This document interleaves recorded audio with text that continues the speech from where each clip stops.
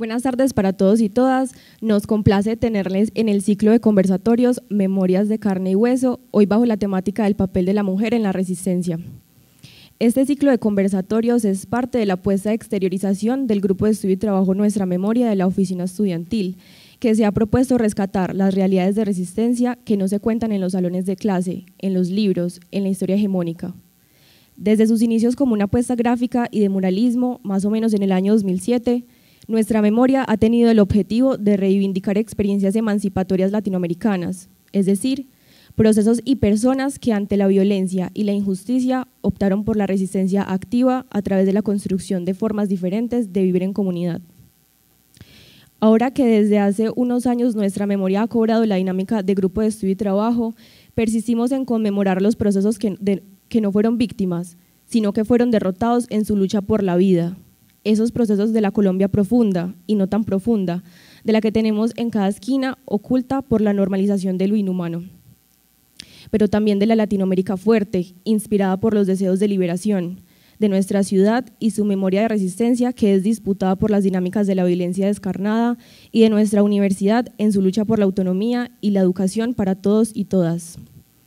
En este caso, no solo intentamos visibilizar la historia desde abajo, sino la memoria ocultada desde abajo, pues en todos los procesos revolucionarios la violencia hacia la mujer, el menosprecio y en general las prácticas patriarcales se mantienen latentes y profundizan la opresión.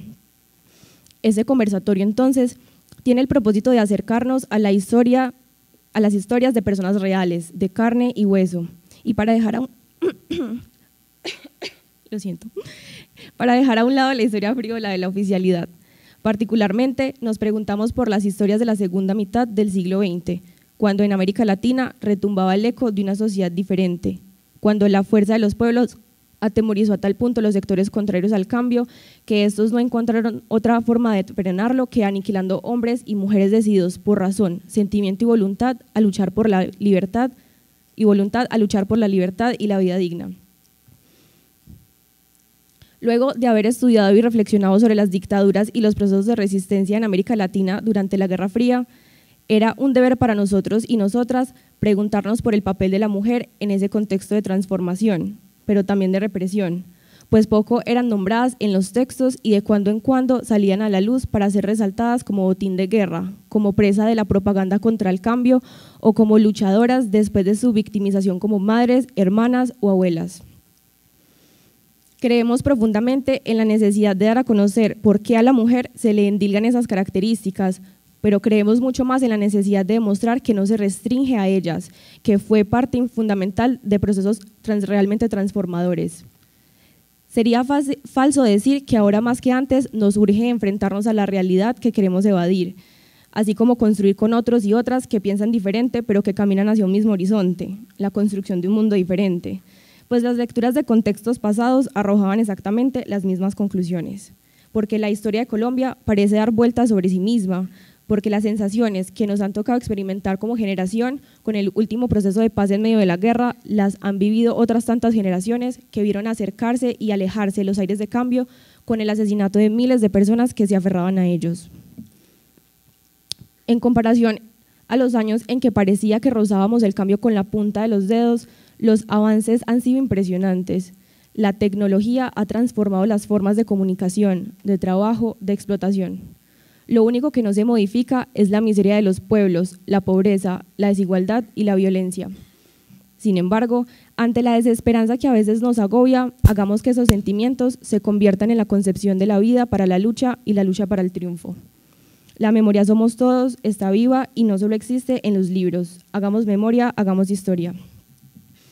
Bueno, realmente nos hace muy felices a Nuestra Memoria tenerlos y tenerlas todas acá. Esperábamos que fuera del agrado de muchas personas este conversatorio, pero es muy bonito ver a tanta gente aquí para hablar de estos temas. Les cuento antes de darle la palabra a mi compañera Valentina que la conversación que escuchábamos al principio son unos fragmentos de crónicas de la periodista Andrea Aldana, publicados en su Facebook, en sus redes sociales y también de su última crónica publicada en De la Urbe que se llama El Chocó no es tierra para débiles. Sí, desde nuestra memoria creemos profundamente en la necesidad de una salida negociada al conflicto y por eso mismo creemos que es importante hablar de estos temas que no se hablan en los salones o en las calles y darnos cuenta de justamente de esas realidades que suceden todos los días en Colombia. Entonces, no siendo más, damos inicio a este conversatorio. Buenas tardes.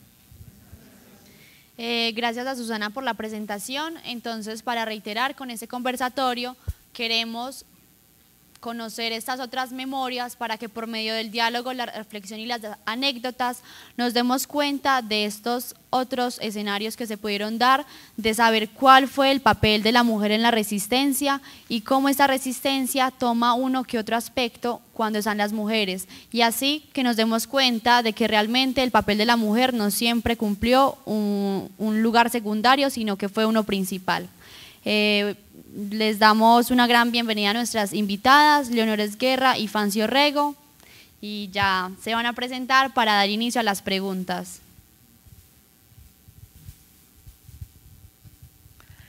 Buenas tardes, ¿sí me escuchan? Bueno, de verdad que me alegra muchísimo ver tanta cara joven que no debe tener ni malicia de todas las cosas que pasaron el siglo pasado. Yo no soy, ¿cómo se llama?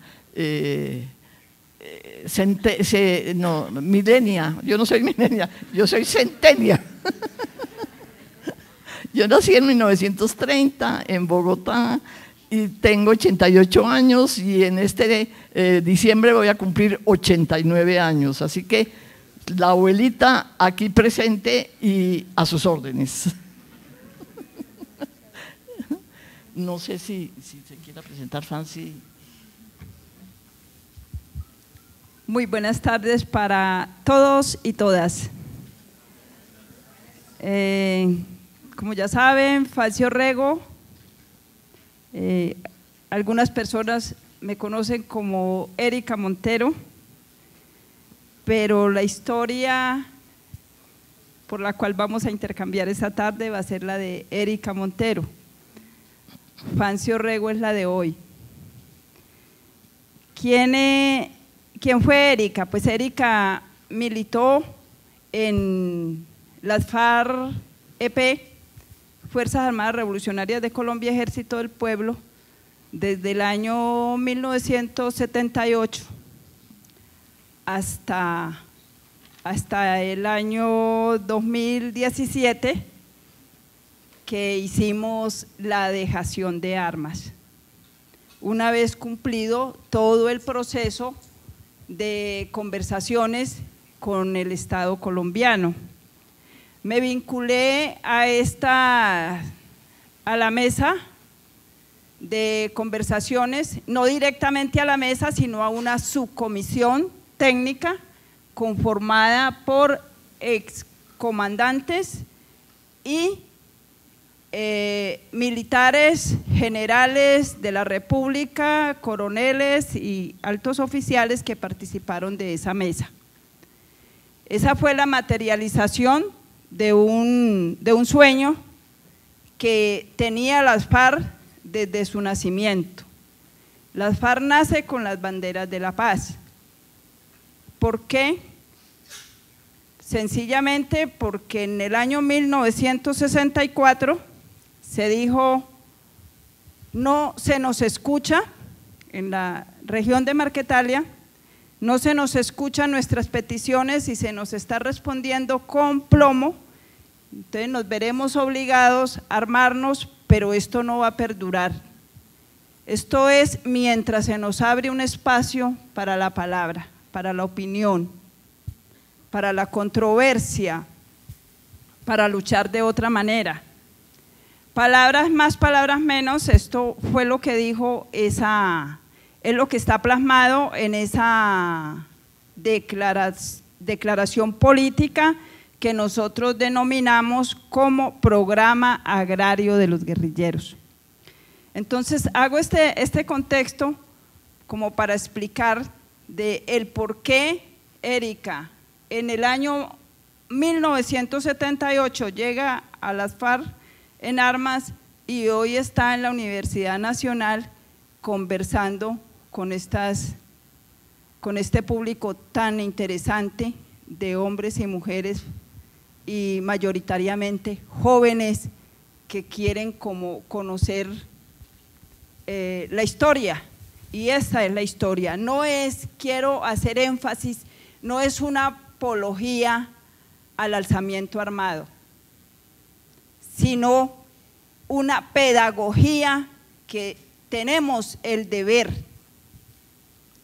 los farianos y las farianas como partido político, de hacer pedagogía en todos los rincones de Colombia donde se nos dé esa oportunidad. Por eso de antemano les estoy dando las gracias que me están escuchando hoy acá, porque estoy en cumplimiento de mi deber en este momento. Pero la memoria, la historia hay que conocerla. Si no la conocemos, pues la iremos a repetir de la misma manera. Y ese es como el deber moral que tenemos nosotras hoy acá en este panel. Muy feliz de encontrarme con una maravillosa mujer que tiene toda una historia para compartirnos y bien interesante. Esto no me lo esperaba, solamente el grupo de estudio de la Universidad Nacional se le ocurrió darme semejante oportunidad. De verdad que estoy muy agradecida con ustedes. Muchas gracias.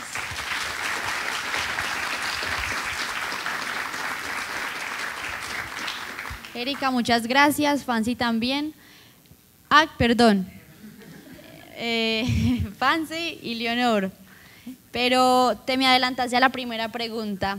Entonces, quisiéramos saber cuáles fueron los motivos que te llevaron, Leonor, a la lucha armada y si la represión de esa época fue uno de esos en los que incidió en tu decisión.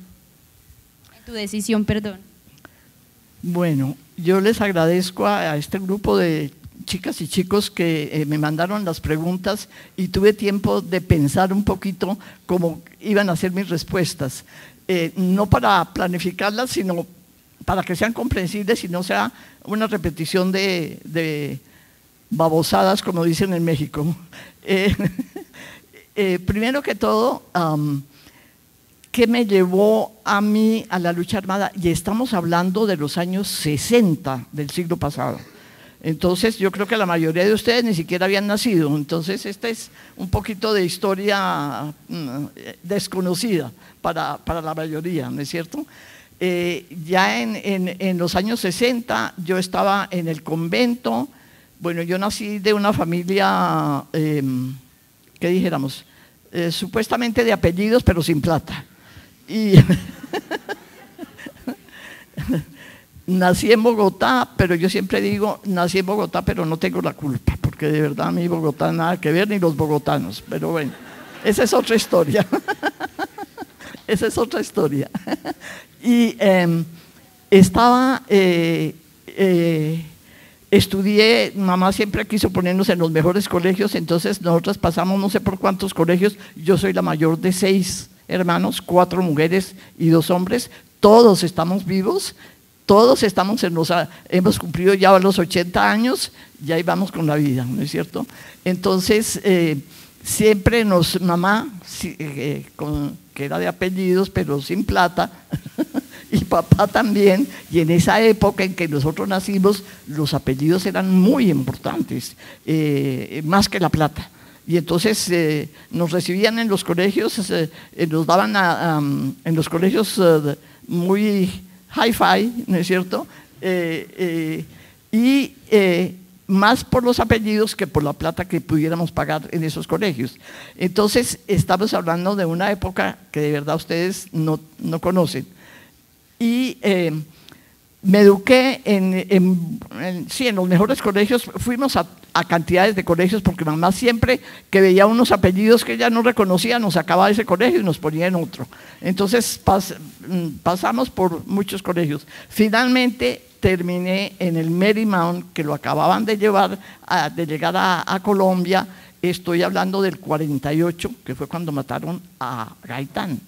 Y nos tocó en el colegio donde estaba, que era en la Avenida de Chile, la muerte de Gaitán, el asesinato de Gaitán, y que se cerrara el colegio por lo que pasó. Yo creo que históricamente ustedes sí han leído todo lo que pasó, el Bogotazo y todo lo que pasó con la muerte de Gaitán. Entonces esa fue como la primera cosa que dijéramos, me impresionó, pero no me hizo pensar nada. No. Porque papá y mamá eran conservadores, pero papá, siendo conservador, tenía una mentalidad muy liberal. Mamá sí era más conservadora en el cuento de los apellidos, ¿no es cierto? Pero bueno, entonces yo me levanté, pensé, y la idea era que en esa época ser liberal era no ser de buena familia. Si tú eras de buena familia, eras conservadora. Entonces los liberales no eran de buena familia. Y eso es para que vean ustedes cómo pensábamos en esa época. Entonces, con todo ese background, todo ese telón de fondo, ¿no es cierto?, de cómo me levanté yo, con qué mentalidad. Ahora, una cosa que sí, afortunadamente, no me pasó nunca, era que yo mirara por encima del hombro a los pobres. No, los consideraba parte del paisaje, sí, de verdad, parte del paisaje y ya, no más. Entonces, con esa mentalidad, muy bien, me metí de monja. Cuando tenía 17 años me fui para Estados Unidos, monja del Marymount, allá hice mi noviciado, me tocó el asesinato de Kennedy, me tocó vivir esos años que ojalá ustedes los estudien y los profundicen, porque lo que fueron los años 60 y 70 en el mundo, no solo en Colombia, fueron años que para mí, si no hubiera pasado todo lo que pasó y hubiéramos seguido siendo tan patriarcales y tan terribles, la humanidad se hubiera salvado.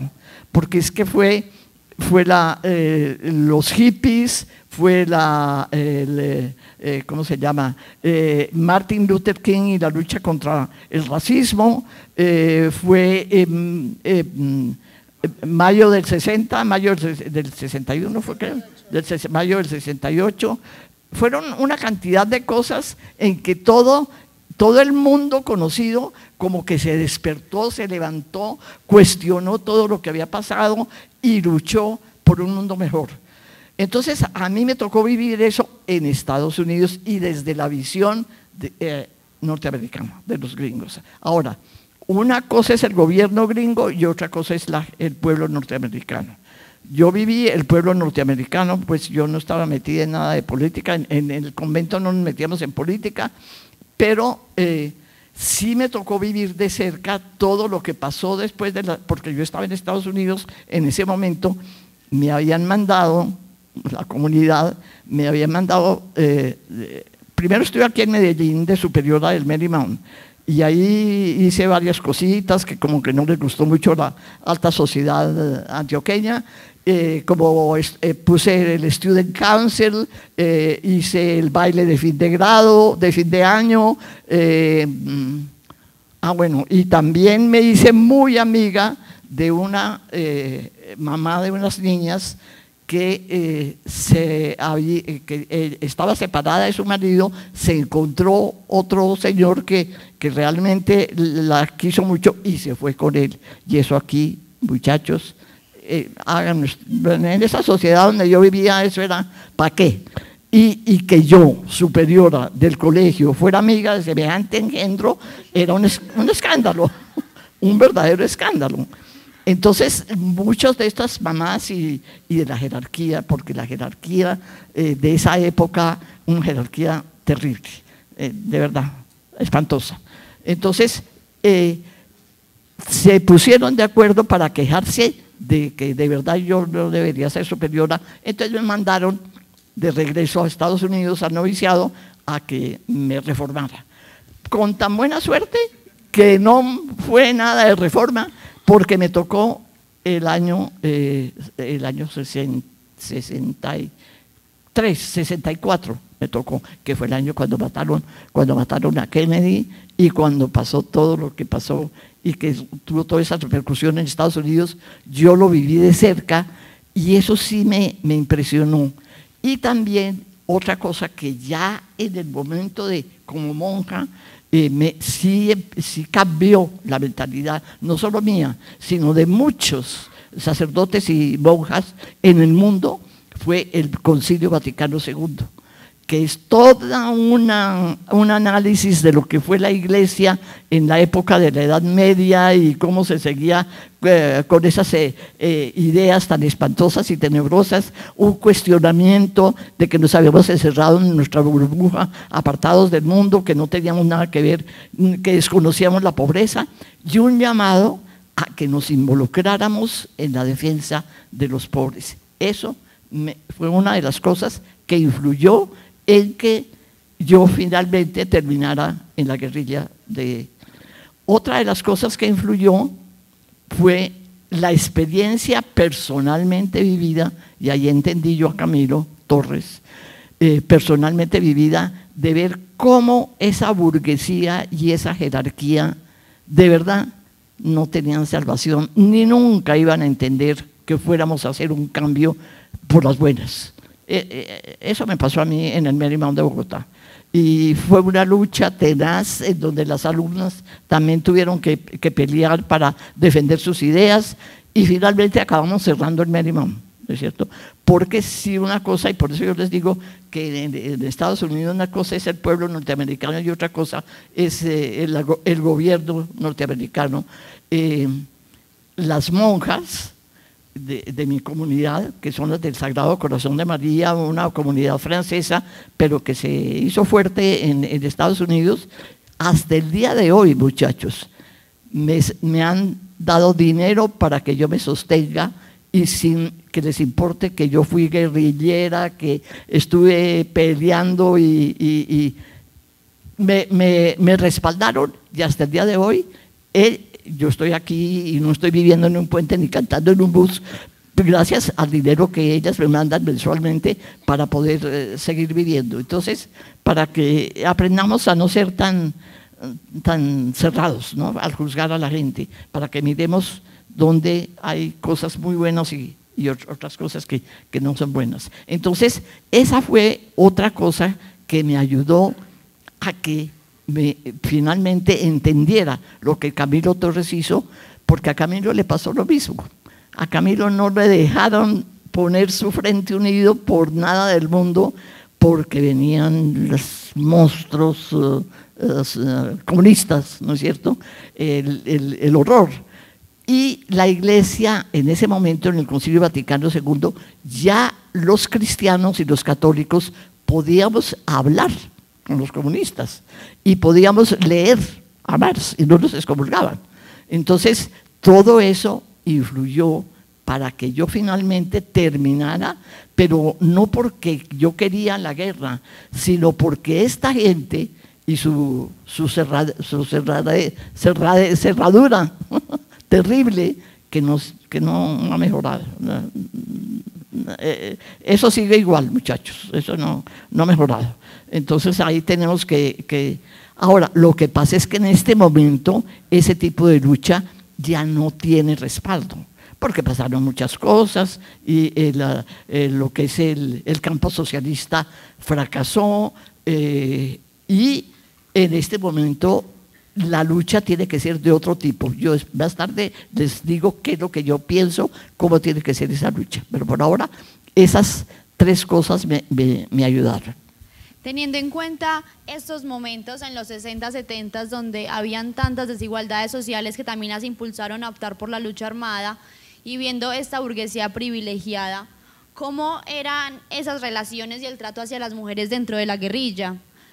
¿Notaron algunos cambios dentro de la guerrilla hacia el trato respecto a la posición político y militar de las mujeres? ¿Y ustedes llegaron a ser parte activa de estos cambios o cómo fue esta situación? Bueno, si quieres yo te respondo para mantener el hilo como histórico, porque yo soy antes y él es después.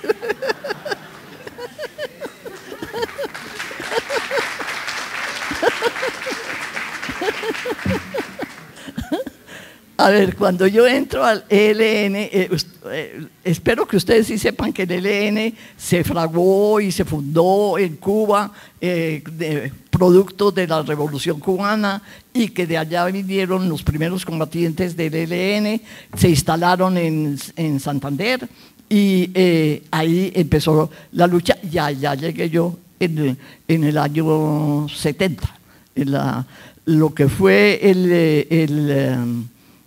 el año nuevo, 69-70, lo pasé en el monte con la gente del ELN. Esa fue mi primera, como que dijéramos, encuentro personal. Lo que tú preguntas frente a las mujeres, yo les cuento que en el ELN, ahora, el ELN viene después de lo que fue la lucha liberal conservadora, que fue una lucha armada también terrible, ¿no? La época del, ¿cómo se llamaba eso? Eso no eran guerrilleros, eran bandoleros, ¿no es cierto? Entonces, el ELN, yo recuerdo que Fabio me decía que ellos al principio no aceptaban mujeres en la guerrilla, no. ¿Por qué? Porque decían que en la época de los bandoleros y de la violencia partidista, las mujeres habían jugado un papel negativo en términos de la cuestión sexual, y que entonces ellos no querían que en el ELN pasara lo mismo. Ya vean pues la idea que tenían los altos mandos Ahora, el ELN no era un ejército, ellos no nacieron como ejército y tampoco en este momento son ejército. No tienen pues la mentalidad de un ejército como lo conocemos, que las FARC en ese sentido sí tienen una mentalidad más de ejército, ¿no es cierto? Y de bandos y de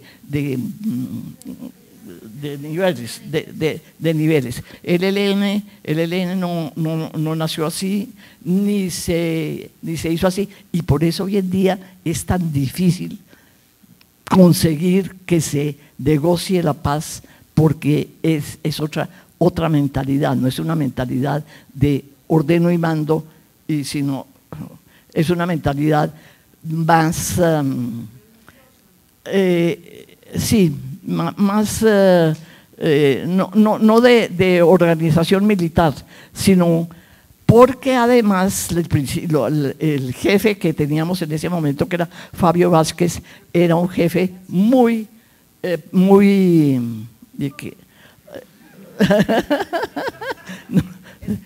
sí, era muy terrible, era de verdad terrible. Y ahora, yo escribí mis memorias, y aquí hay un libro que se los voy a dejar a estas muchachitas para que lo tengan y lo compartan, de mi vivencia en el ELN. Pero entonces, para acortar la historia y no hacerlo tan larga, el principio en el ELN, la cuestión, si éramos iguales en la cocinada, en la limpiada, en ir a salir, pero una cosa, ya cuando nos dejaron participar, que Manuel Vázquez fue el primero que dejó que las mujeres entraran como militantes guerrilleras a la guerrilla del ELN. Fabio no fue el primero, fue Manuel, su hermano. Entonces ya cuando Manuel deja que las mujeres entren a la guerrilla, pues Fabio también tiene que ceder, y entonces ahí es cuando yo entro a la guerrilla y participo un tiempo en el monte, porque yo estuve, bueno, tú dices que tienes otro nombre, yo tenía tantos nombres que cuando llamaban a alguien yo volteaba a ver si era yo. Entonces, sí, y a mí me tocaron los inicios del ELN, ¿no es cierto? Cuando todavía no estaba tan organizado. Pero en ese sentido de la cocinada y esta. Pero, por ejemplo, una cosa que al principio no nos dejaban hacer era la guardia nocturna, que tal vez nos dormíamos, ¿no es cierto? Sí. Y entonces tuvimos que dar una lucha para que nos dejaran hacer la guardia y que no nos dormíamos. Y de verdad, hasta donde yo recuerdo, nunca ninguna de las mujeres se durmió en la guardia, y sí muchos de los compañeros se durmieron, pero no las mujeres. Entonces son como las cosas de la mentalidad machista, ¿no es cierto?, que prevalecen todos. Eso no es solamente allá. Allá era, la diferencia era que todos cocinaban y eso no había, no problem. Pero de ahí para adelante la mentalidad patriarcal seguía tanto en ellos como en nosotros, porque nosotros también tenemos una mentalidad patriarcal tenaz, ¿sí? Qué interesante toda esa historia. La verdad, ahí es libros. Ella dice que un libro, pero como que hay muchos, al parecer. Bueno, esta pregunta en mi caso, pues son con Leonor, son 9 años de diferencia en la vinculación a filas, porque usted se llegó 69. 69, 70, yo llego en los años 78, lo que indica que la señora Fancy también está muy joven. Cuenten y verán. Bueno, en el caso nuestro ocurre similar en el contexto histórico de la vinculación de la mujer a la lucha guerrillera. Eso fue un tema de discusión interno allá de ellos, quién sabe de cuántos años, porque el mismo fundador de FARC, el antes comandante de guerrillas liberales, Manuel Marulanda Vélez, ya por esos años estaba la inquietud de la militancia fariana en Marquetalia. En la segunda conferencia que se realiza en abril del 66, empieza la discusión, el cómo se vinculaba a la mujer a la lucha guerrillera, si llegaría como ama de casa a lavar las ropas, a preparar los alimentos, a hacer los mandaditos, a continuar en el ámbito privado, pues, y su actividad como militar no se viera.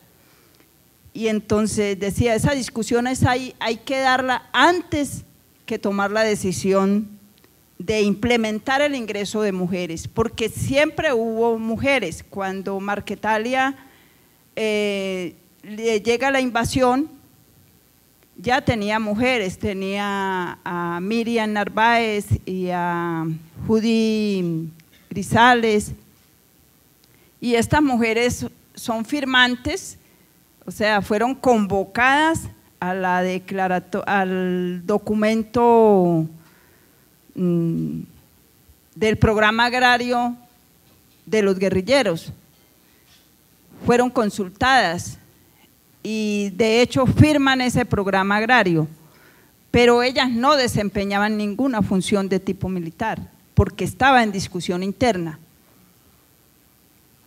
Entonces, decía una parte de la dirección de FARC en esos años, si llegan, establezcamos cómo van a llegar. Y esa discusión la ponía el mismo Manuel Marulanda. Hasta que concluyeron, si llegan, llegarán como una unidad más, en términos militares, unidad. Ahí no había el vocablo de género ni nada de eso, sino en término militar, como una unidad más llegarán a las FARC y tendrán que desempeñar todas las funciones de los hombres. Sin embargo, como todo proceso, eso no fue de la noche a la mañana, pues tengo que decirles que cuando yo me vinculo no encuentro sino 2 mujeres que me guiaran, que me dijeran cómo era. Yo me vinculo en esos años más por miedo que por convicción, por conciencia, pues que tuviera una conciencia revolucionaria y que pensara que en 1 o 2 años iba a cambiar este país por el medio de las armas, que eso no es cierto. Yo me vinculo por miedo y les explico. En esos años pues estaba como siempre, los jóvenes rebeldes se vinculaban a las juventudes con ideas comunistas, pero no porque se fuera comunista, porque nosotros hablamos de comunismo, pero ninguno lo conocemos. Hablar de comunismo es un estigma que se ha creado, que el comunismo es esto o es lo otro, pero no lo conocemos. Tengo para decirles que los diálogos se desarrollaron en un país socialista y allá no hay comunismo. Existe un socialismo, pero no hay comunismo. Porque eso es un proceso bastante largo de las sociedades, y para que existiese comunismo en el mundo tendrían que desaparecer, quién sabe, desaparecer la clase social opuesta, y eso no se ha visto. Entonces, lo que sí hay es hombres y mujeres con ideas socialistas, con principios, con valores, con solidaridad, con altruismo, capaces de dar la vida por otro, de compartir lo que tienen. Eso es muy distinto a decir de que una sociedad es comunista. Entonces, habían jóvenes con ideas revolucionarias que militaban en el Partido Comunista, y esos jóvenes me ganaron a mí para esa lucha, me convencieron de que esa lucha valía la pena, pero ellos no tenían ningún nexo con ninguna agrupación armada, pero sus ideas a mí me fascinaban porque ellos hablaban expresamente de lo que a mí me gustaba, eso como de la equidad, de la solidaridad, del abrazo por el otro, de la preocupación por el otro. Bueno, y no, eso es rico. Y por esos años, pues no nos digamos mentiras, que estábamos los jóvenes y las jóvenes, que el diario del Che era como ese librito que le leen a uno cuando va a hacer la primera comunión, eso sí sabe usted. El catecismo. Bueno, y entonces el diario del Che para nosotros era como el catecismo. Recuerdo que lo tenía que leer a escondidas porque mi madre me pegaba con el zurriago, el fuete con que le pegaba a los cerdos me daba a mí. Me decía, primero me respondes el rosario, el Santo Rosario, y después te vas a leer tus porquerías, porque tú puedes creer lo que quieras, puedes creer en lo que quieras, pero a Dios no me lo vas a negar mientras tengas un pie aquí adentro de esta puerta. El día que salgas lo puedes negar. Bueno, y esa era la norma. Entonces uno era ella, Santa María, y uno, Dios te salve María, llorando porque ya le habían cascado a uno. Entonces a mí me tocó así. ¿Y qué les cuento? Pues yo me encarreté con los muchachos, pero yo no conocía guerrilla, no la conocía. Lo que sí no me explicaba era el por qué a ellos los perseguían. Entonces me dio mucho pánico, porque eso fue en el gobierno de Turbay Ayala, se caracterizó, entre otras cosas, por la tortura. Durante su gobierno siempre el país estuvo en estado de excepción, por esos años le decíamos estado de sitio. Vivimos lo que fueron las alcaldías militares. Entonces uno como líder comunal iba a una alcaldía y no encontraba el señor alcalde civil, sino que encontraba un militar, y siempre nos íbamos ahí en grupito, que la secretaria, que esa siempre es la labor, la función que le dan a uno, a las mujeres, que iba la secretaria, que el presidente, porque no logré ser presidente de la Junta Comunal, ese puesto era para los hombres. Y entonces nos atendía el señor alcalde militar.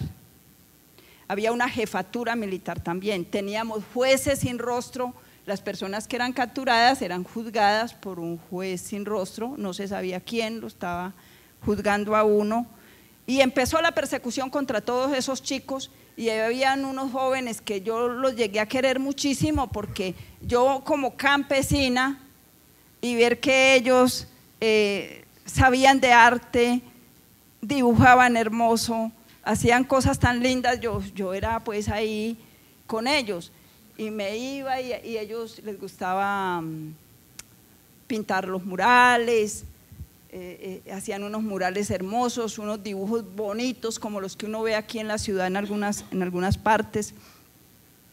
Y bueno, eso les costó, claro, con sentido crítico al establecimiento, por supuesto.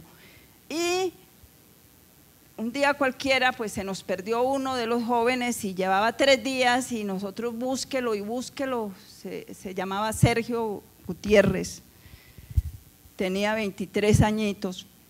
Y se nos perdió y nosotros buscándolo por todo lado. ¿Sería que lo capturaron porque estaba haciendo pintas? No, pues no, que no, por ningún lado. No apareció ni en un puesto militar que se llamaba La Maporita en la región de Urabá, no apareció por ningún lado el joven. Y cuando menos pensamos, nos trajeron una noticia de que había un muerto en el basurero del municipio de Chigorodó. Y nos fuimos a mirar y era nuestro compañerito. Le hicimos el sepelio, lo lloramos y nos fuimos, nos visitamos a sus padres, les dimos los pésames y quedamos en la incertidumbre. Bueno, es el primer compañerito que nos quitan.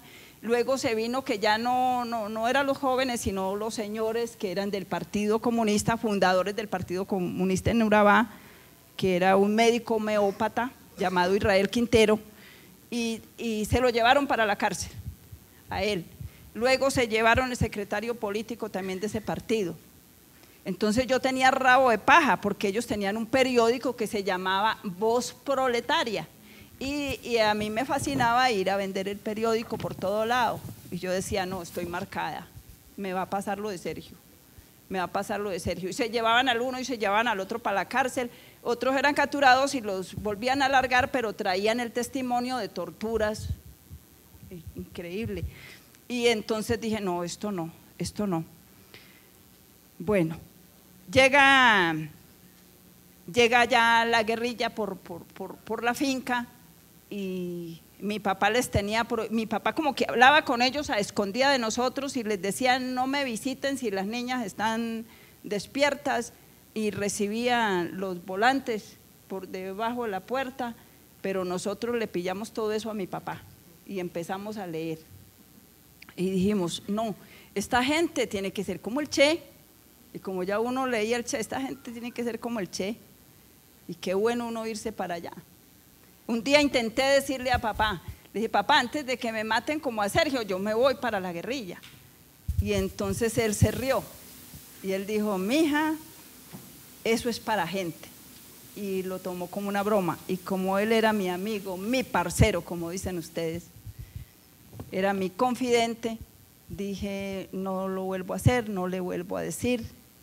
Además, no me sentía capaz, porque de verdad que la relación con mi padre fue, por eso es que no tengo nada, soy una feminista, pero tan amorosa de los hombres, porque me tocó el padre más maravilloso del mundo. Y siempre lo relaciono con él como la réplica, no todos los hombres son iguales. Entonces me fui a escondidas para la guerrilla. Y cuando llego allá no encuentro sino esas 2 compañeras, y para yo preguntarles cómo era que me iba a bañar, cómo hacía yo para bañarme, que tantos hombres me estaban viendo. Y la compañerita me dice, no, mija, si trajo panties negros, brasier negro, todo oscurito, aquí toca bañarnos así, no se puede mojar la ropa porque en la selva no se seca. Primera norma que me transmitía la compañera, bastante dura, uno enseñado a… Bueno, todo eso pasó. La alimentación, un cambio bastante brusco, yo fui asimilando eso. Llega lo de la guardia y me dice la compañera, ¿y usted de verdad es que quiere ser guerrillera? Y yo, sí, yo tengo que ser capaz como son ustedes y como los compañeros. Y dice, entonces cuando usted sienta las pisadas es porque la van a llamar para que preste vigilancia. Y si usted no se para de inmediato, en un minuto, no va a servir. Vea pues, y yo con esas ganas de ser guerrillera, pues como ser capaz, y entonces yo casi ni dormía esperando escuchar las pisadas que me iban a llamar para prestar la vigilancia. Y bueno, y sucesivamente todo era igual, pero ojo, que eso no es una maravilla. Era igual prestar el servicio, pagar el rancho pues la preparada de los alimentos, traer la leña. Era igual que si llegaba dotación logística, pues era, a ver, las mujeres necesitan esto, los hombres estos, también igual, pero cuando se trataba de asumir responsabilidad o de representatividad en el sentido de llegar a la población y tener el gusto de identificarme, soy fulana de tal, estoy vinculada a esta organización por estas y estas causas, ya eso no eran sino ellos los que aparentaban, eran ellos los que hablaban con la población, los que supuestamente eran capaces de expresar las causas y razones, bueno, y todo eso. Ahí, ya que estamos viendo discriminación de la mujer. Y sucesivamente, pues tengo que decirles que ya para los años 82, que fue la 7ª Conferencia Nacional, que era la máxima instancia de dirección de las FARC, fue la primera conferencia que empezó a decir las mujeres deben de ejercer mando. Entonces no siempre fue así. Y si yo me pongo a contarles más cosas, pues me siento en la palabra y no fluye la conversación, además porque hay que dejar un espacio para ustedes. Relacionando lo que nos cuentan con estos papeles que no les querían dejar a las mujeres, estas responsabilidades como era la guardia, hemos leído que ambas en diferentes momentos de su vida llegaron a asumir puestos de mando, puestos de autoridad. ¿Cómo es el papel de la mujer en esta autoridad? ¿Creen que su papel como autoridad se vio menguado por el hecho de ser mujer?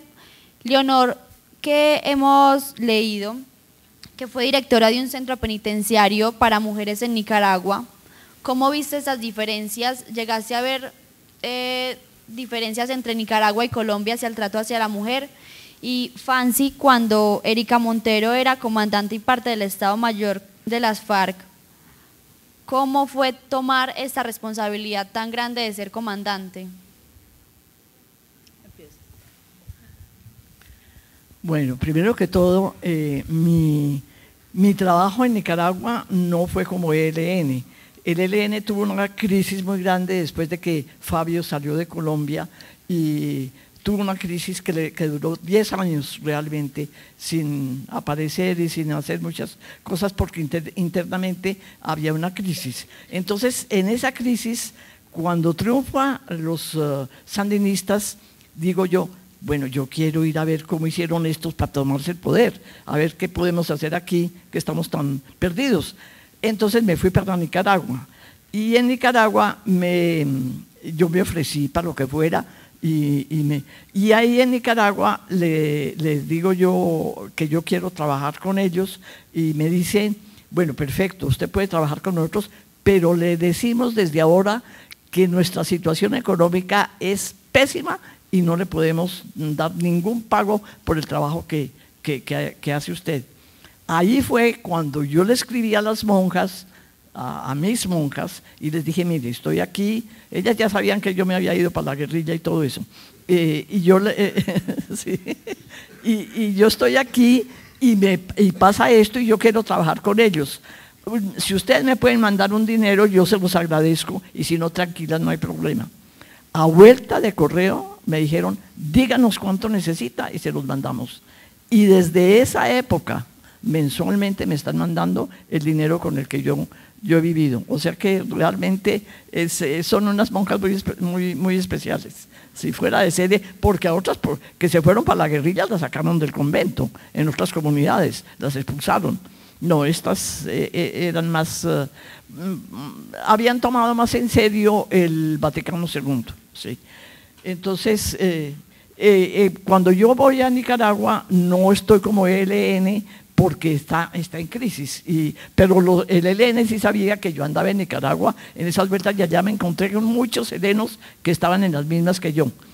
Entonces ahí, ya cuando yo me ofrezco para trabajar, me llaman y me dicen, mire, hay un trabajo como carcelera. Yo que todo este tiempo estaba huyendo de la cárcel, acabo de carcelera, imagínense ustedes. Entonces, que estaba con una muchacha costarricense que había trabajado con Carlos, el dirigente, el que mataron, Carlos Fonseca, que era uno de los fundadores de los sandinistas.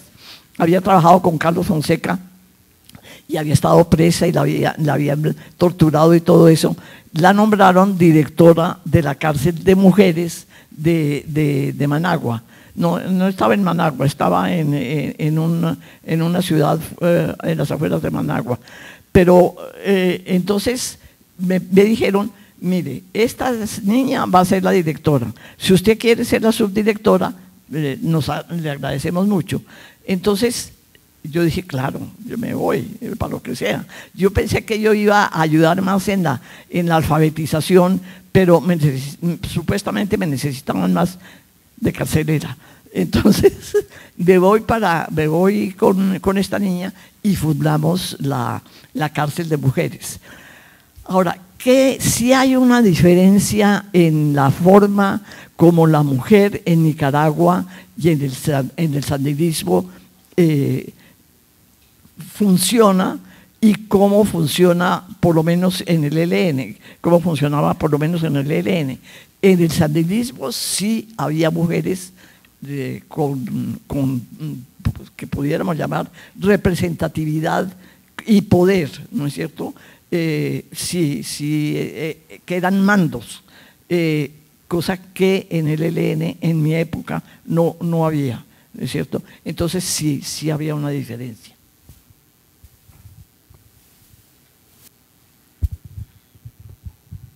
Bueno, a Erika le toca un recorrido bastante largo para poder ejercer mando en las FARC.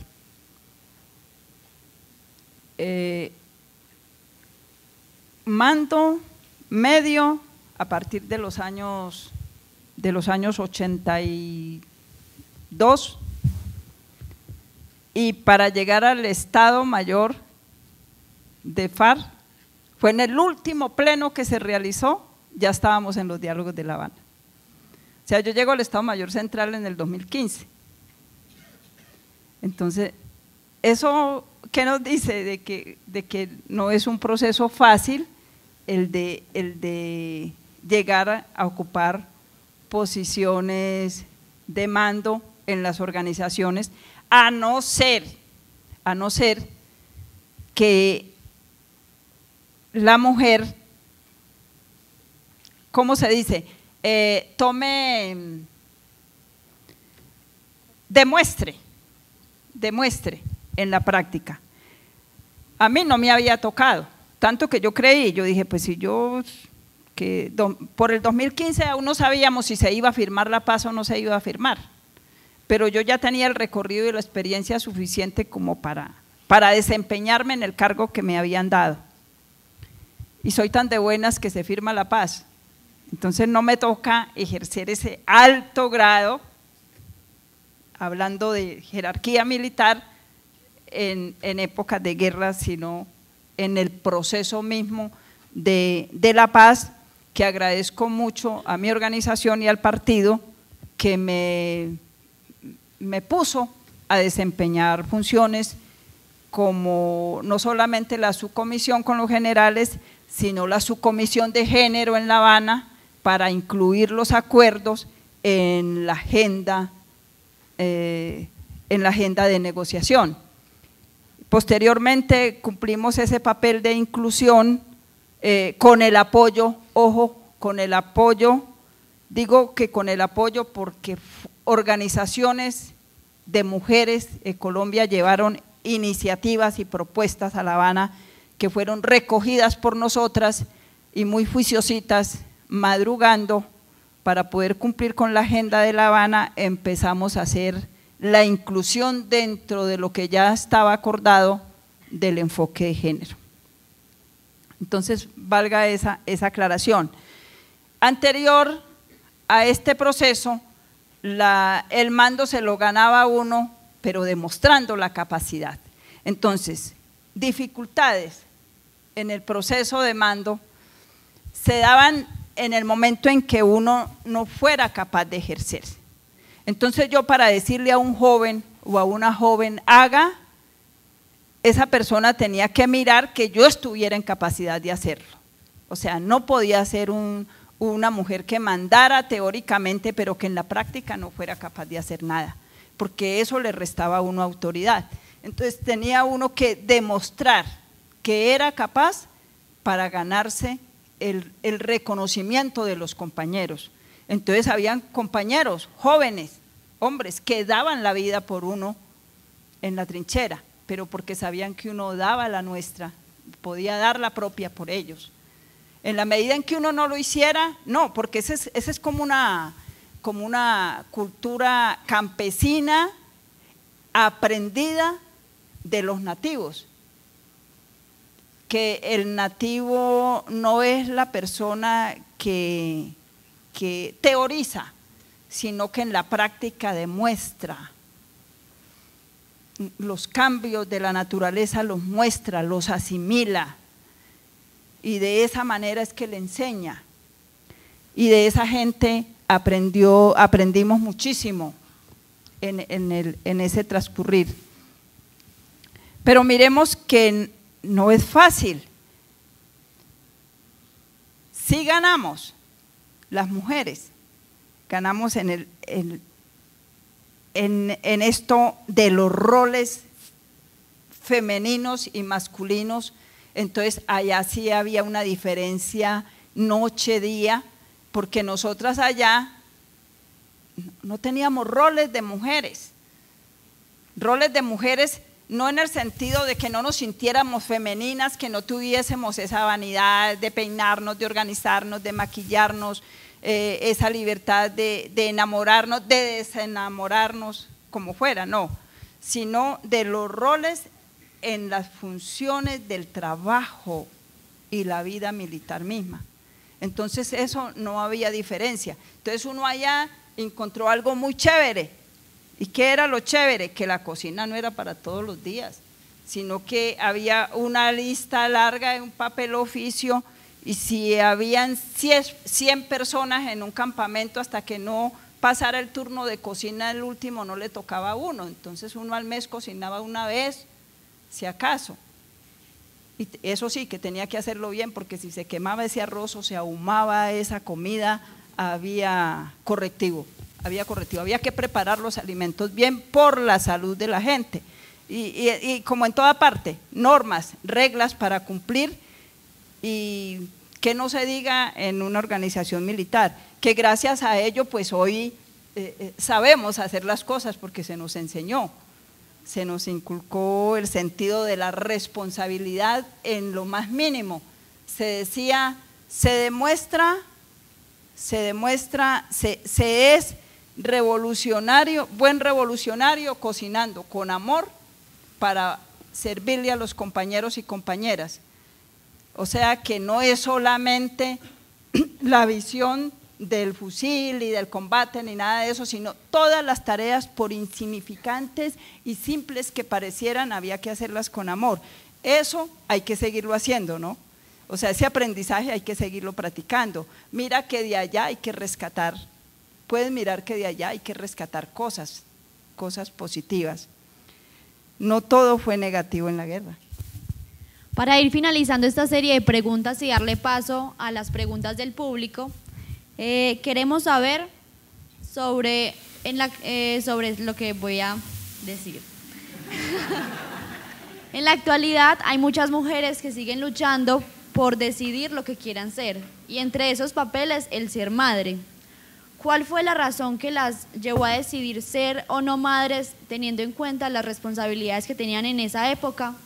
¿Y cuál es el último mensaje que nos dejarían para que sigamos luchando por esta equidad de género? Bueno, yo no fui madre, fui madre superior.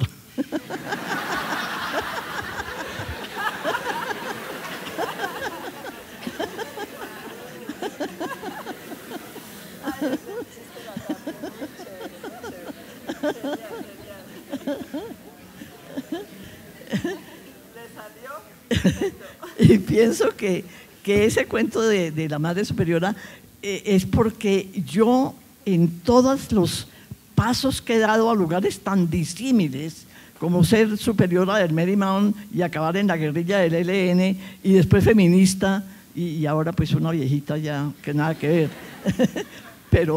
pero eso fue como un proceso que a mí me preguntan que si me he sentado a filosofar. No, fue la misma vivencia la que me fue llevando a los pasos y a los saltos que di del convento a la guerrilla y de la guerrilla al feminismo, porque en la izquierda en esa época el feminismo, de eso no se hablaba, eso era pequeño burgués, nada que ver, ¿no es cierto? Entonces eso nada que ver, pero de todas maneras los he dado llevada por la vida, más que por el pensamiento o la filosofía o el ponerme a meditar. No, por los mismos hechos me han ido llevando a los diferentes lugares que he tomado. Entonces, yo, por ejemplo, del convento nunca me retiré. Cuando uno hace votos perpetuos es por el resto de su vida. Ahora, yo nunca pedí que me dispensaran mis votos. Canónicamente, yo sigo siendo monja, canónicamente, pero en la práctica, pues no es cierto. Pero sí, según la ley canónica, sigo siendo monja, porque nunca me expulsaron y nunca pedí salirme. De la guerrilla, cuando yo me di cuenta, estando en México, porque a mí me mandaron ya sí del ELN para ser parte de la comisión diplomática cuando se juntaron todas de la coordinadora guerrillera, a mí me mandaron como representante del ELN a México para ser representante allá. Estuve allá 8 años en Ciudad de México. Ya cuando me senté allá en Ciudad de México y dije, pues yo qué estoy haciendo aquí, si yo de verdad, de noticias del ELN, lo que aparece en los periódicos mexicanos, porque la comunicación, imposible, ¿no es cierto? Yo aquí no estoy desempeñando ningún papel de lucha por el pueblo, no, yo me regreso para Colombia y a vivir una vida común y silvestre y a ganarme mi vida con mi trabajo, que fue lo que hice. Les escribí una cartica cuando llegué aquí de regreso de México, porque primero en Nicaragua 7 años, luego regresé por año y pico aquí a Colombia a reintegrarme ya formalmente al ELN y se arma la coordinadora guerrillera y entonces ya como ELN voy a representar a la coordinadora en Ciudad de México y ahí estuve 8 años y digo yo aquí de verdad puedo decir que estoy luchando por el pueblo colombiano. Yo no estuve haciendo nada. Yo mejor me regreso para Colombia, chao ELN, y empiezo a vivir de mi sueldo y a trabajar como persona común y corriente, que fue lo que hice. Y en ese momento en el ELN no hubo ninguna retaliación. Cuando yo les expliqué, les dije, no, yo ya cumplí, yo ya no sigo, voy a trabajar, que fue lo que hice, y es cuando me encuentro con el feminismo y empiezo a trabajar en una organización de mujeres feministas aquí en Medellín y me encuentro con el feminismo. Y para cerrar el cuento del feminismo, que hoy en día, que fue lo que les dije al principio, yo creo que como está el mundo, porque hubo un momento en que me puse a analizar realmente todas las cosas terribles que están pasando aquí en Colombia, están pasando en todo el mundo. Lo que es la corrupción, lo que es fíjense ustedes, no importa, en España, en Francia, mirando todo el mundo qué es lo que está pasando. Entonces recurrí de nuevo a mi análisis marxista, que de verdad les digo, es un análisis que todavía sirve mucho y que no porque cayó el campo socialista vamos a decir que Marx no sirve para nada. Todavía el análisis marxista sirve para ubicarse uno y ver esto para dónde va. Entonces recurrí a mi análisis marxista y dije, ¿qué es lo que estamos viviendo? Estamos viviendo lo que Marx llama un cambio de modo de producción. ¿Y qué es el cambio de modo de producción? Es el cambio cuando aparece una nueva herramienta de trabajo que cambia totalmente cómo se organiza la sociedad para producir. El primer cambio que hubo de modo de producción es cuando apareció el arado. Entonces ya se dejó de andar cogiendo frutos y matando animales y se organizó lo que fue la agricultura. Y tenemos toda la época de la agricultura que va desde esa época del arado hasta la Revolución Francesa, que es cuando aparece la máquina de vapor y se organiza lo que es la producción, ¿no es cierto? Y la fuerza de producción, que son los obreros. En este momento, digo yo, eso ya es invento mío, no invento no, como que dijéramos, lo que yo deduzco de mi análisis, realmente lo que es la clase obrera como tal, ya clase obrera no hay, porque es que ya lo que es toda la automatización, ¿cómo se llaman esos que hacen las cosas sin que se les diga nada? Los robots, la robotización, todo eso es una sociedad nueva la que se está forjando en nuestras narices y nosotros no nos damos ni cuenta.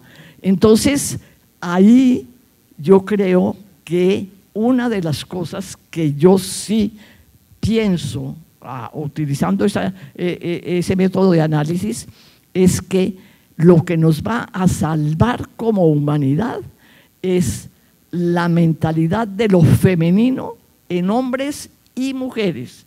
No el feminismo, eso de que porque yo soy feminista quiero colgar a los hombres de los faroles. No, yo no quiero colgar a ningún hombre de ningún farol porque a mí ningún hombre me ha hecho ningún mal nunca. Entonces yo no quiero. A algunas mujeres sí las colgaría yo de faroles por ser espantosas, pero no. Pero no porque esté contra la mujer, no. ¿Cómo va a ser si yo soy mujer? Y además feminista. Bueno, entonces no. Pero ese feminismo, pues, como de odio al hombre, no. Eso no nos va a llevar a ninguna parte, porque eso es como una reproducción en lo femenino del patriarcado. Pues, así de sencillo. Entonces no estamos haciendo nada. Para vencer esa mentalidad patriarcal, lo que tenemos es que resaltar en el hombre y en la mujer sus valores femeninos y con esos valores organizarnos como fuerza social para no dejar que la naturaleza la lleve esta sociedad a donde va, que es a la destrucción. Entonces aquí ya no es lucha de hombres y mujeres, no, es lucha contra la destrucción que como hombres y mujeres estamos propiciando en la naturaleza y como hombres y mujeres con conciencia de género, que Marx hablaba de la conciencia de clase. Ahora ya no es tanto la conciencia de clase, sino la conciencia de género, que esa misma mentalidad y esa misma fórmula que Marx dio de que se organice esa fuerza para sacar adelante a la sociedad, yo pienso que es la única salvación que tenemos para la humanidad. Con esto cierro. Bueno, la pregunta de los hijos. Los hijos en FARE estaban, la norma decía no hay que tener hijos, se ingresaba de una vez y se decía usted llega acá pero no puede hacer familia, porque los hijos ¿quién los va a cuidar? si los envía a sus familiares, les va a causar un problema, les va a poner una responsabilidad que no es de ellos y usted no va a estar bien acá. Por lo tanto, es obligatorio planificar. Y como las normas se hacen y se hacen es para violarlas, pues yo violé todo eso. Y entonces tuve una hija en los años 80, nace mi hija y como es obvio, pues me critican, me sancionan por haber violado la norma, pero por un hijo vale la pena. Y pagué la sanción. Les voy a explicar qué es sanción. Hacer algo que se te dice que tienes que hacer porque lo tienes que hacer, no porque te nace hacerlo.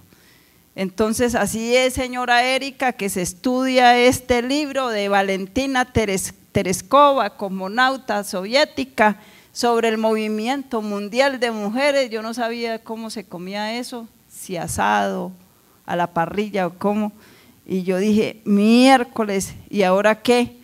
Entonces usted tiene 30 conferencias ante los compañeros y compañeras en las aulas de estudio, porque nosotros teníamos aulas allá, unos palitos de madera así redondos, los poníamos a lo largo, acá y acá, otros atravesados, otras 2 varitas, un tablero, y ahí esa era la escuela fariana. Había que armarla en toda parte donde llegábamos.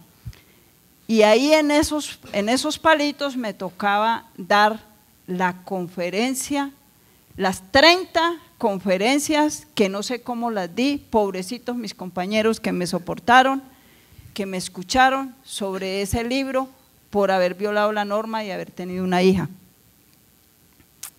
Y bueno, eso pasó, pero resulta que fueron ingresando más compañeras y todas pues… Unas veces porque fallaba el método de planificar, otras veces porque una mujer muy joven de pronto no está tan prevenida con el método, no lo maneja muy bien y se venían los niños que después los cuidaba nuestra familia, nos los cuidaban los amigos y amigas, decían déjemelo, yo se lo cuido, otras decían yo no dejo a mi hijo y no regreso allá. Y no volvían.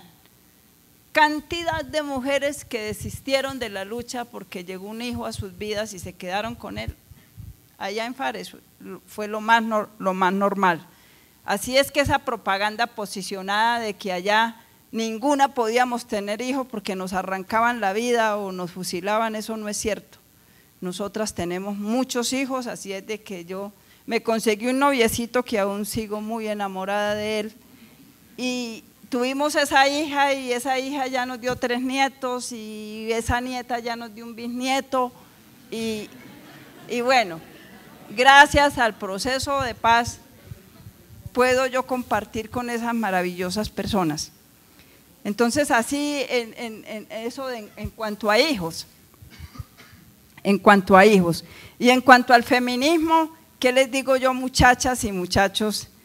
El feminismo no es una ideología, el feminismo es un asunto de derechos que tenemos las mujeres y que históricamente pues la estructura política nos las ha negado gobierno tras gobierno. Aquí no es culpable ni mi papá, ni mi hermano, ni el señor, ni allá el joven, de que ese es el machista y que ese es el que me ha discriminado, me ha invisibilizado por miles y miles de años y que por lo tanto aquí las mujeres somos las que vamos a cambiar estos patrones de comportamiento y vamos a cambiar este país de manera exclusiva y que no, de eso no hablemos, eso no es así. El feminismo que nosotras, las que estamos en este partido político FAR, lo entendemos y lo estamos llevando a la práctica es de la mano con los compañeros, porque nosotros tenemos que aprender y desaprender. que le enseñaron a mi hijo ser excluyente con las niñas porque le enseñaron. Pues no, él no tiene la culpa, no ve que la madrecita que le enseñó a ella le enseñó otro y le enseñó otro. Entonces aquí no nos pongamos a mirar culpabilidad en los que menos tenemos la culpa del patriarcado, la exclusión, invisibilización de la mujer. Ninguno de la gente del común tiene esa culpa.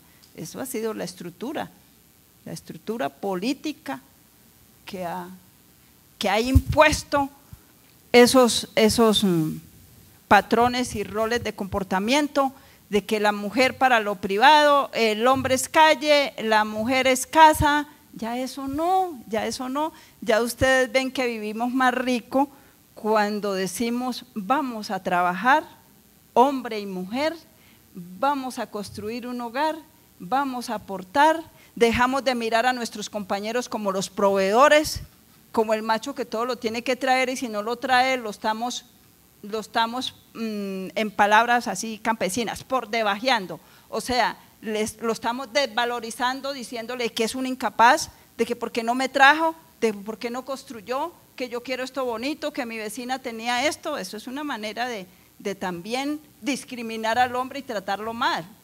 Entonces, ¿qué es lo que quiere este feminismo? Construir de la mano hombres y mujeres, construir de la mano y desaprender todo eso que nos dijeron de que la mujer no tenía valor, no tenía capacidad. Nosotras lo hemos demostrado, que nos empoderamos políticamente, nos empoderamos económicamente y vamos a aprender ambos y vamos a construir país, vamos a construir paz, vamos a construir familias con valores, con respeto por la niña, por la señora, por la joven, por la madre. Y no más, es justo, es justo. Así es que la sociedad tiene una deuda histórica con nosotros, pero esa deuda histórica nosotros podemos hacer que cambie en la medida en que arreglemos, ¿cómo se dice? Pongamos en orden la casa. Entonces ponemos en orden el comportamiento en la universidad, en el colegio, en la familia, y de ahí una cátedra de inclusión, de género, de respeto mutuo, de trabajo por los derechos, de búsqueda de la equidad. ¿Cómo es posible que todavía un hombre haciendo lo mismo que haga uno y que esté ganando más él que uno? ¿Por qué? Y de pronto haciéndolo más bien hecho. No. Entonces hay tantas cosas por las cuales las mujeres tenemos que pellizcarnos y trabajar y explicarle a los compañeros de que si yo trabajo y mi esposo trabaja y llegan unos chiquiticos que hay que ayudarles a hacer la tarea porque tiene que ser la mamá, llegan unos chiquiticos que hay que darles la cena porque tiene que ser la mamá sola que da la cena, ¿cierto? Hay que compartir roles. Pero es que el desempleado es él y yo soy la empleada. ¿Qué se queda haciendo mi compañero en la casa? Se invierten los roles, sencillamente a él le toca cuidar a esos chiquitos mientras él busca trabajo, ¿cierto? Y si llegamos todos dos cansados, vamos a hacer la comida. Es muy bueno decir, vamos, preparémonos esto, qué rico. Preparamos los dos, nos sentamos en la mesa, hablamos, compartimos, eso es maravilloso. Eso es, no olvidemos que la economía de cuidado también es Producto Interno Bruto. La economía de cuidado es Producto Interno Bruto y no puede ser responsabilidad solo de nosotras, es de la familia. El cuidado de los hijos es de la familia, es de la sociedad en general, el cuidado de los hijos. Entonces, entendamos una cosa, cuando los hombres se ponen furiosos, no nos enojemos con ellos, que es que ellos han tenido unos privilegios Y todo el que va a perder sus privilegios se pone enojado, se pone molesto, pero entendámoslo, ellos no tienen la culpa. Y decimos, venga, vea, que es que la razón es esta, y los derechos tuyos y los derechos míos son tan igualitos ante la Constitución y la ley, ¿por qué no lo van a hacer en la familia y en todos los espacios?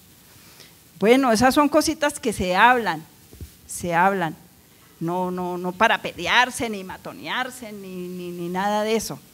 Porque entre otras cosas, si algunos ganan con el feminismo, son los hombres. No es que dejan de ser el proveedor, el macho de carga, el que todo lo tiene que hacer, que ve, se quemó el bombillo. ¿Cómo así? Si ahí está la escalera, yo me subo y lo cambio también, porque tiene que ser mi compañero que lo va a cambiar. Yo también soy capaz de cambiar el bombillo, de mirar la causa, el por qué se quemó, si fue que se quemó, ¿qué pasó? Entonces, no podemos seguir. Muchas veces ellos pierden con esta manera de mirar la equidad de género, pierde el hombre muchas veces. Muchas veces ellos son los que se merecen la custodia de sus hijos y no se las dan. Muchas veces son ellos los maltratados por nosotros. Prohibido llorar, prohibido denunciar porque deja de ser hombre. ¿Acaso no es un ser humano igual que nosotros? Siente igual, puede llorar, puede expresar sus sentimientos, puede decir te amo, puede decir se me acabó el amor por ti. ¿Y qué pasa con eso? ¿Cierto? Entonces miremos que tenemos que aprender y desaprender. Esto es muy importante para que esta sociedad vivamos de manera armónica, construyamos de manera armónica. Pero no es diciendo que las niñas no sirven, que no son capaces. Qué pena. Entonces el mensaje es, hablemos mucho, que mediante la palabra nos entendemos, amémonos lo suficiente y demasiado, también nos podemos amar. Ese es el mensaje. Eso de que ideología y que están acabando con la familia y que no quieren los hijos, que es que las mujeres no quieren cuidar de los hijos, no es cierto, jamás renunciaremos a ello. Muchísimas gracias. Ahora le damos paso a las preguntas del público.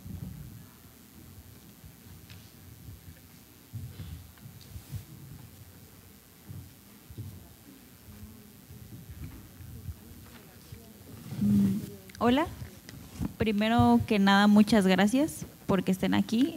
Yo soy estudiante de intercambio mexicana y fue muy enriquecedor escucharlas. Mi pregunta es, a lo largo de su estancia en la guerrilla, ¿cuáles eran sus reflexiones internas para no llegar a pensar de manera total que sí o sí la vía armada era la única solución y qué las hizo hacer llegar a la conclusión de que había otras posibilidades más allá de las armas y cómo esa reflexión las hizo evitar inmiscuirse totalmente en esa pedagogía de una violencia insurgente? Y ya, es todo. ¿Anotamos todas o evacuamos una por una? ¿Cómo prefieren? ¿Cómo prefieren? ¿Las evacuamos todas o una por una? ¿Alguien más tiene una pregunta?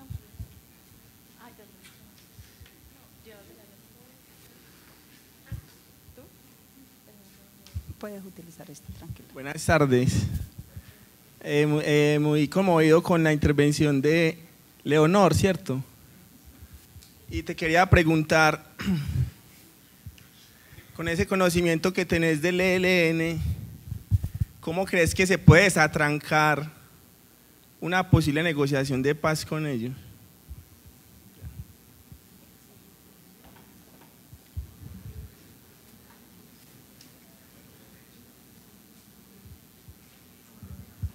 Hola. Bueno, yo me leí un libro de una investigadora que en este momento está en el Centro de la Memoria Histórica, se llama María Emma Wills, no sé si la han escuchado. Ella escribe y hace una diferenciación muy importante entre la inclusión y la representación de las mujeres, ¿cierto?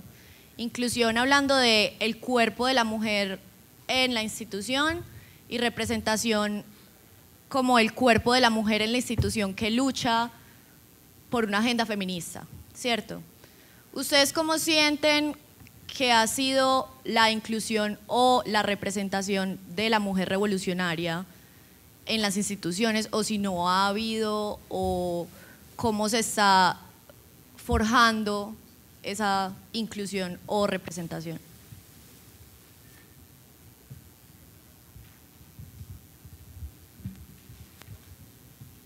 Vamos a abrir solo para 5, entonces tú eres el último y miramos si queda tiempo. Es que ya dimos aquí 2 palabras y si algo, bueno, 6 y ya, y miramos a ver hasta dónde llega.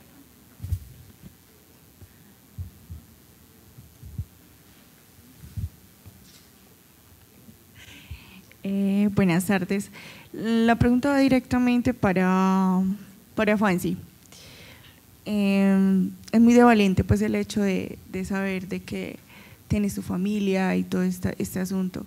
Me genera la inquietud el hecho de, pues no sé, actualmente cómo, o sea, si nos, a ver cómo me hago entender, o sea, teniendo en cuenta el contexto en el que estamos en Colombia y sabemos que es difícil romper esos imaginarios y es difícil romper tantas cosas que excluimos con ciertas acciones y expresiones.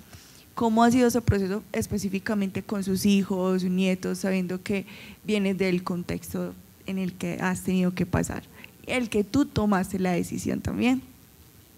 Gracias. Hola, bueno, buenas tardes. Pues mi pregunta va directamente a Leonor y era, pues superada la crisis con el tema del bombardeo en Anorí y la reestructuración pues que tiene el ELN, llega una nueva comandancia con el sacerdote Manuel Pérez. ¿Cómo cambia el rol de la mujer en esta nueva forma, si se quiere, organizativa, o esta nueva reestructuración que tiene el Ejército de Liberación Nacional?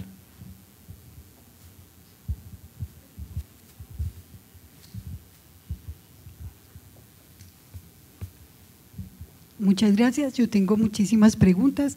Daré 3 o 4 nomás, pero las diré rápidamente. Además, todas van encadenadas. Mi pregunta, la primera es si ustedes no se arrepienten de nada. Además, necesitamos en este momento arrepentimiento. Si además no han pensado que las guerrillas en Colombia fortalecieron el uribismo y esta derechización que tiene el país. Me pregunto, y sobre todo para la chica, porque vi cierto orgullo en eso, me pregunto si puede tener una mujer algún orgullo por haber empuñado un arma, y las que no las empuñamos, qué orgullo, pues qué vida entonces pudimos haber tenido de manera mejor. Quería también preguntarle a Leonor cómo fue posible que su retiro del Ejército Nacional de Liberación, ELN, se hiciera sin el riesgo de su vida, cuando por ejemplo Javier Arenas, no sé si ustedes conocen, muchachos, a Javier Arenas, pues bueno, a Jaime Arenas, tiene un libro que se llama La guerrilla por dentro, que se los recomiendo para que conozcan lo que fue aquello también, unos grupos monstruosos donde dicen que el ELN mató más a sus combatientes, a sus guerrilleros al interior que al exterior, y la relación que existe entre los grupos guerrilleros y los grupos religiosos de fanatismo.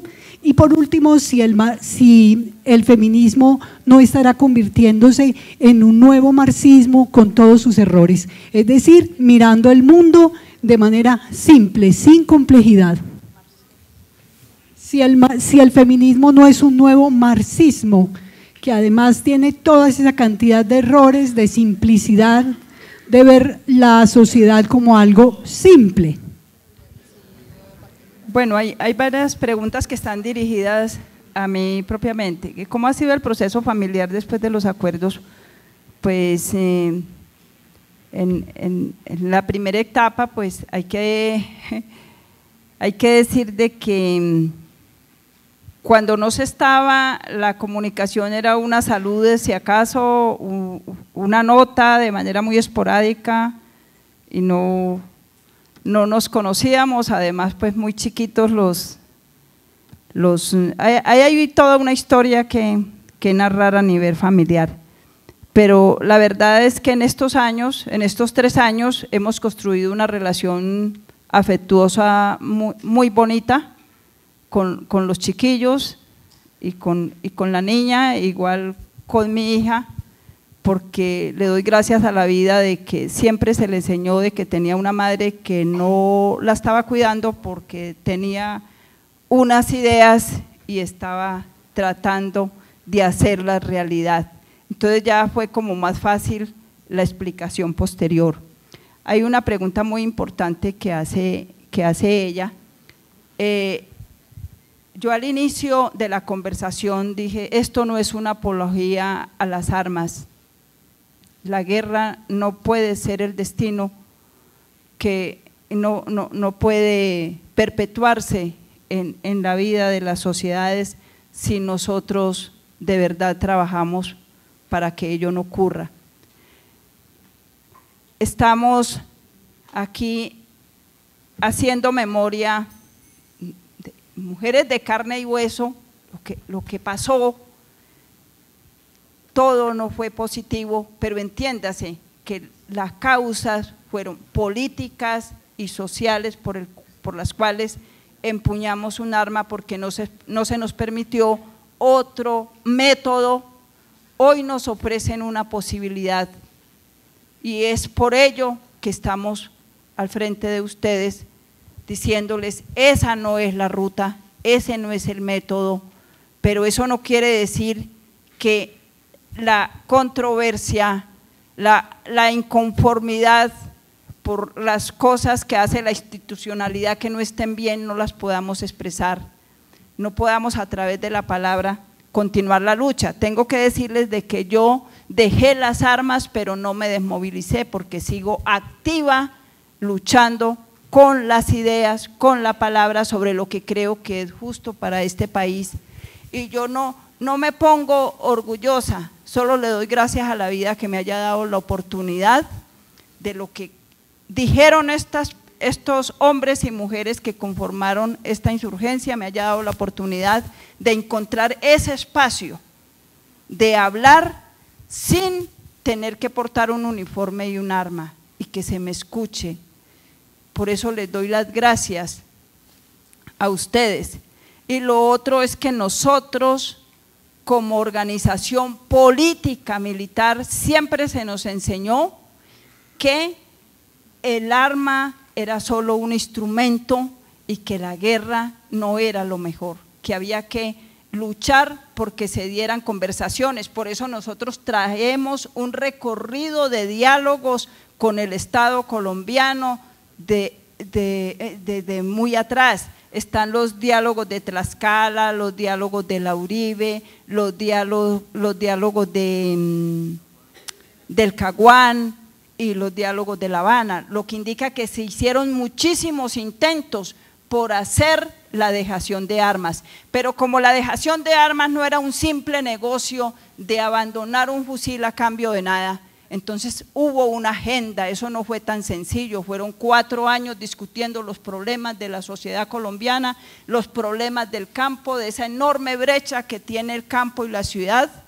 y discutiendo esos problemas y haciendo ese acuerdo, porque para nosotros hubiese sido muy sencillo: tenga este fusil, señor presidente, y se acabó esto, no más, necesito una amnistía y listo. No, nosotros miramos que ese acuerdo es bastante gordo, y es tan gordo que en este momento su implementación está en un 0,5% solamente. Y ese acuerdo contiene los derechos que tiene el campesino colombiano, que tenemos las mujeres, que tiene el ciudadano del común. Eso es lo que contiene ese acuerdo. Entonces nuestras razones eran más políticas que militares, y desafortunadamente acá Colombia, queramos o no queramos en la historia, tenemos que decir, tenemos una constitución del 91 porque había un movimiento insurgente en armas, los M's, los llamados los M19, se sentaron a conversar con el gobierno, y de ahí surge esa Constitución. Qué tristeza decirlo, pero es la realidad de nuestra historia, tenemos que asumirla. Tenemos una reforma rural acordada, la tenemos en unos acuerdos y hoy hace parte de la misma Constitución porque hubo una lucha. Eso no justifica absolutamente nada de lo que haya de la pérdida de vidas, no justifica, pero es la realidad de Colombia y tenemos que asumirla.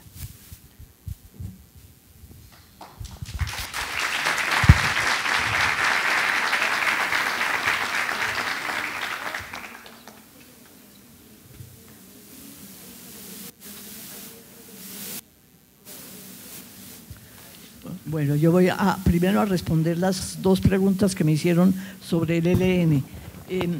Primero que todo quiero que sepan que yo, así como conexión directa con el ELN, no tengo desde el 94, que fue cuando regresé de México, y ya les dije que ya no seguía trabajando como ELN. Entonces, lo que les pueda decir es más que todo lo que yo pienso como persona y no como militante o conectada con el ELN, ¿no es cierto? La primera era… ¿Cómo veo la situación actual de la negociación? No la veo fácil, realmente no la veo fácil. ¿Por qué? Porque es que después de que el ELN se reorganiza y se reorganiza bajo Manuel Pérez, que sacerdote que era del grupo de sacerdotes de Golconda y que es español y que asumió el mando del ELN, él tenía una visión mucho más democrática, si pudiéramos decir, de la conducción del ELN que lo que tuvo Fabio Vázquez, ¿no es cierto? Entonces, después de que Manuel toma la dirección del ELN, el ELN se vuelve más una confederación, más que un ejército. Entonces, la mentalidad que rige en el ELN es que cada grupo, con sus gentes y donde estén, tienen un mando y tienen unos planes y unas cosas a las que obedecen. Y eso lo recoge las siglas de ELN, pero que realmente haya habido en la historia del ELN un mando militar y una obediencia militar, no la ha habido nunca.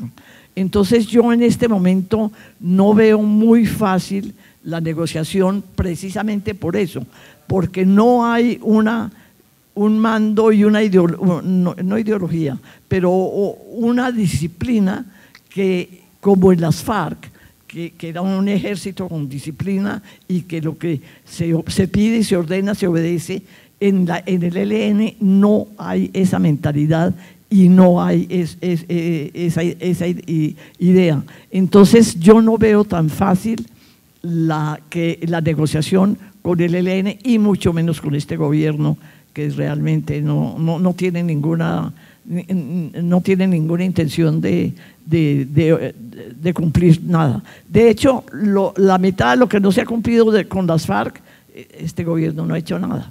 Entonces no va a hacer nada tampoco para dialogar y llegar a un acuerdo de paz con el ELN. Este no es un gobierno que marche y que tenga una idea pacifista con el enemigo, no. Entonces yo pienso que parte de… Bueno, ningún gobierno a la hora de la hora, porque si miramos todos los acuerdos que se hicieron con el M-19, con el EPL, de eso no se ha cumplido ni la mitad. Y ahora con las FARC, la lucha y tal vez la mejor garantía, en eso yo tengo mucha esperanza, es el partido. El partido que ustedes sí formaron, que no lo formó el EPL, que no lo formó el M-19, que el partido de verdad influya para que se cumplan, bueno, y no solamente el partido, sino que nos ayude a nosotros como ciudadanos a entender que como ciudadanos y ciudadanas tenemos una obligación de hacer cumplir esos acuerdos. Entonces ahí sí, pero de resto no lo veo tan fácil. ¿Y cuál era el otro?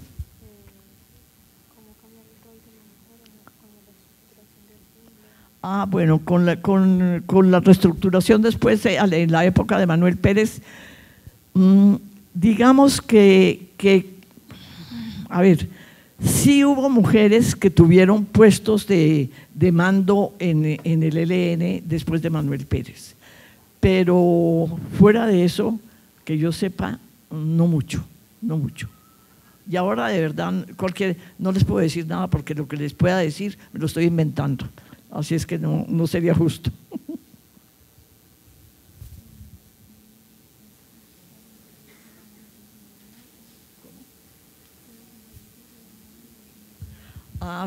Lo del orgullo. A ver, yo en mi libro, aquí traje un libro y se lo voy a dar a estas chicas para su grupo. Para su grupo es mi Ridiculum Vitae y para que lo tengan muy bien. Ya casi no quedan copias, pero ahí se los dejo para que ustedes lo lean y lo intercambien, sí, lo comparten. Muy bien. A ver, yo en mi libro digo que yo no pido excusas ni me desdigo de nada de lo que yo hice. Me siento bien conmigo misma. ¿Por qué? Porque siempre los pasos que di fue a través de una convicción de que eso era lo que yo tenía que hacer. Y eso fue lo que hice. O sea que yo he sido honesta conmigo misma en todos los pasos que he dado. Entonces yo no tengo ninguna, como pedir excusas por haber estado en la lucha armada o por estar en el feminismo, no, porque todo lo que yo he hecho, lo he hecho con una convicción total de que eso es lo que tengo que hacer. Entonces ahí realmente no pido ninguna excusa. Ahora, orgullosa, no me siento bien conmigo, así de sencillo.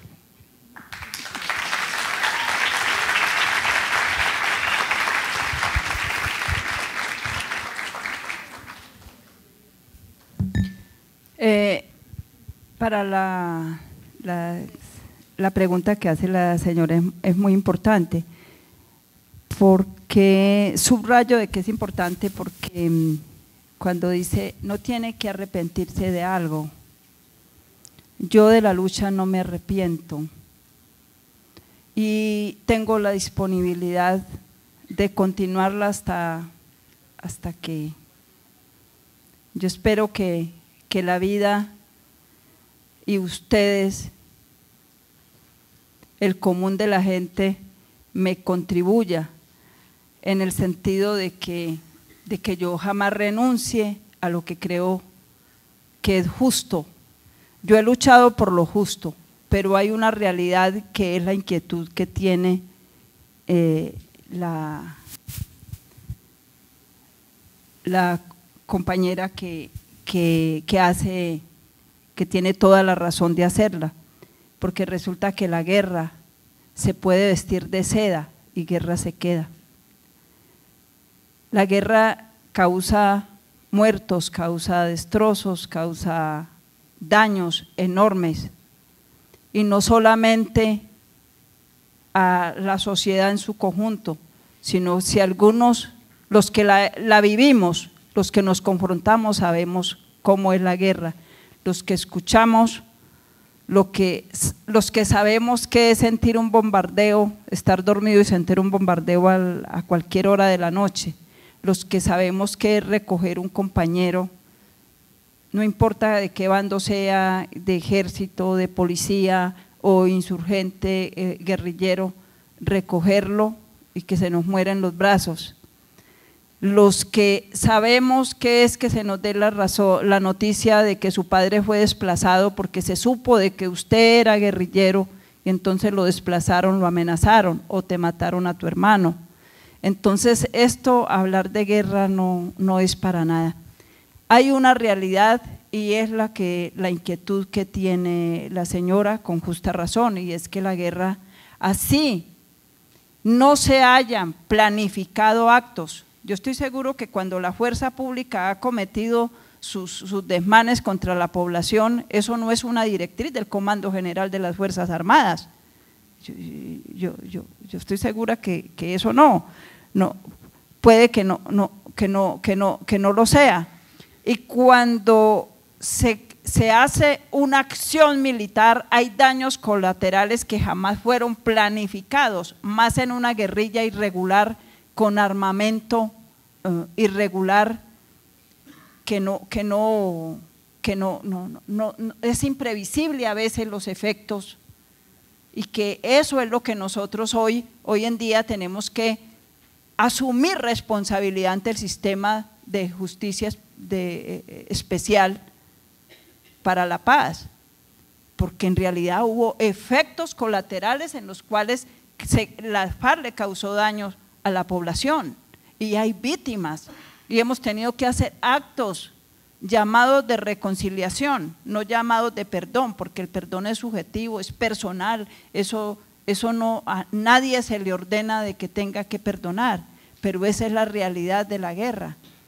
Y entonces es por eso de que tenemos que hoy darle la cara a las víctimas en más de un acto, y tengo para decirles que las personas en Colombia que fueron víctimas del conflicto, exceptuando unas pocas, son las que más han apoyado este proceso de paz, y las que han vivido en las burbujas, por allá, en las principales capitales, que solamente se ha visto la guerra por televisión, comiendo crispetas y tomando Coca-Cola, esos son los que están auspiciando de que este proceso fracase y que la guerra no se consolide en Colombia.